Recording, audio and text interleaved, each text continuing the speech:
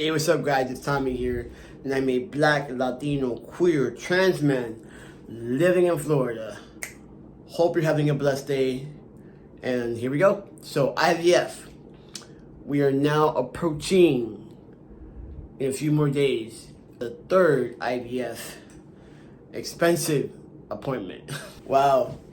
This particular process has brought on so many different ranges of feelings, it's not even funny. But before I go on and talk about how I'm feeling right now, I need you to know a couple things. One, if you're transphobic or queerphobic or whatever, leave now, because nothing I'm going to say is going to be it's not going to be good for you. It's not going to be what you want to hear. It's going to be hard for you to understand, so on and so forth. So you can stay if you want to, but this is not for you.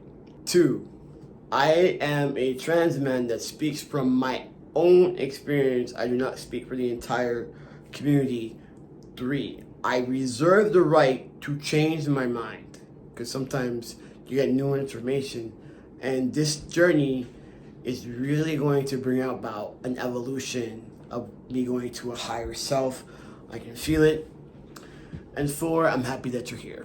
All right, so today I took a webinar with Plume. If you don't know what Plume is, I think it's an online medical services, mostly serving the LGBT community. They had a webinar on trans fertility. Now, when I signed up for this webinar, I didn't look at the fine print and see that it was mainly for trans women. But being that I am dating a trans woman, I decided to stay. And I always really like more knowledge is power, so I stayed. And I learned some things. I learned that this process is hard for both people involved, and I learned a couple of things like, you have to do things with the FDA, and whether you choose to have or surrogate, or if you're going to do the IVF, or there was another process called IUI, I think would probably be available for trans men, but not trans women. A couple things. I learned a couple things. I'm not going to regurgitate everything I learned because this video is not about that. But at the end of the session, they did have a panel, right? And it was a panel full of trans women talking about their experience. And something that kept coming up was dysphoria. How do you deal with dysphoria while you're going through this process? And the more and more I started thinking about it, and like my own dysphoria with this process, with the biological returning, my fat redistributing,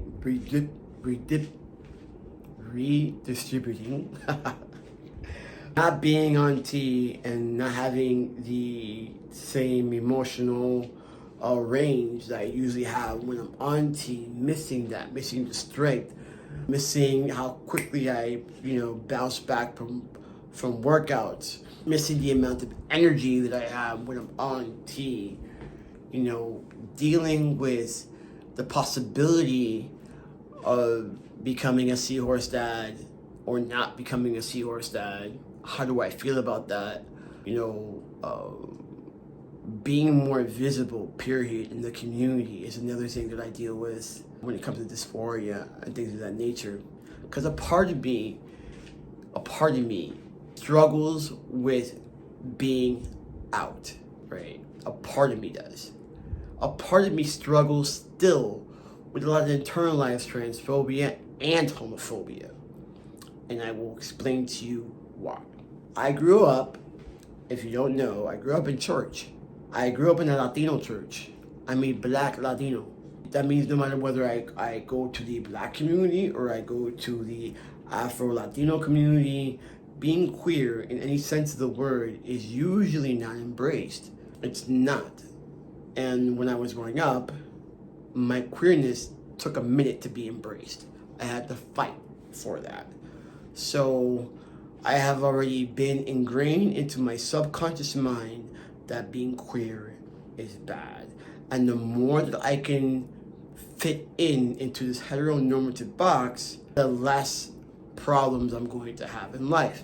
I am not the only queer person that goes through this. I think we all do, no matter what part of the LGBTQIA community you happen to be a part of. We all deal with our own internalized homophobia and transphobia, and it's a process to heal from that.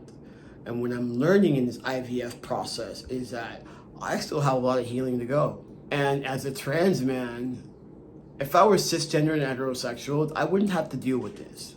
This would not be like me having to worry about, well, if, I do become a seahorse dad, is that going to affect my business? And if this was backwards, the effects it would have on my business would be different. It would affect my business, but not the same way it would if I decided to do this, have the baby within me and carry it.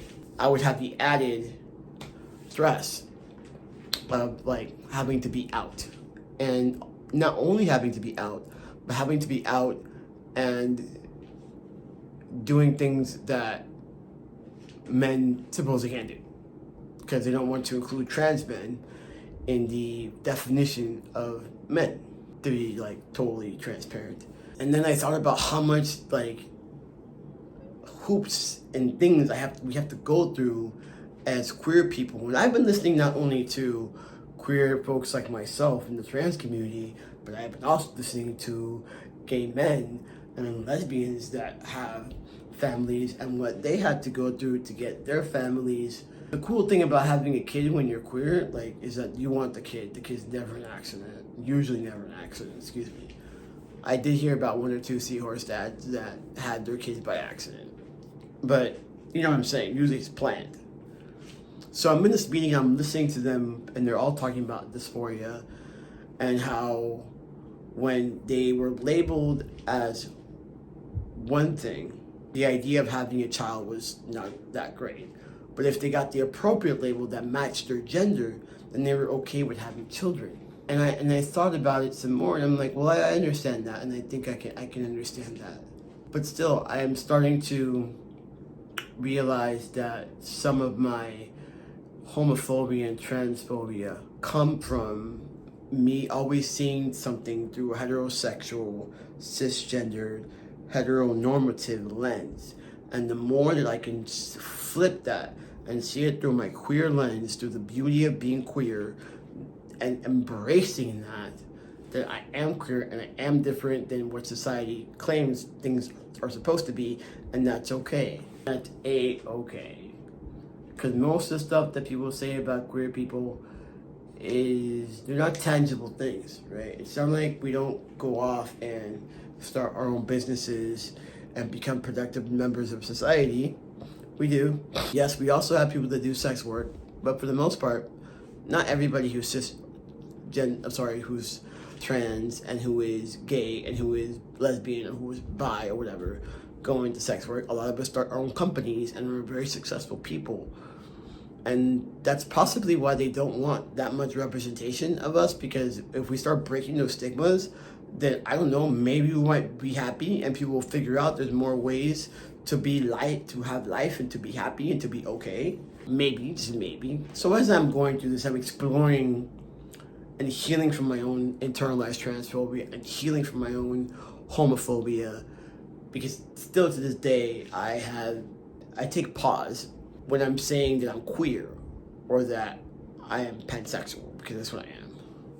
There's still a pause. I still feel like you're going to judge me. And I don't want to deal with your judgment, because I've been dealing with this since I was 6. And I don't want to deal with it anymore. I would like to have a peaceful, judgment-free life, but no one is awarded that. We're all going to get judged either by other people or by ourselves. So, and according to Christians, we're not in the afterlife. But I think most of us have made peace with that too. Anyway, this video was more inquisitive and where I'm at and how I'm growing and evolving through this process. That's it. Be blessed.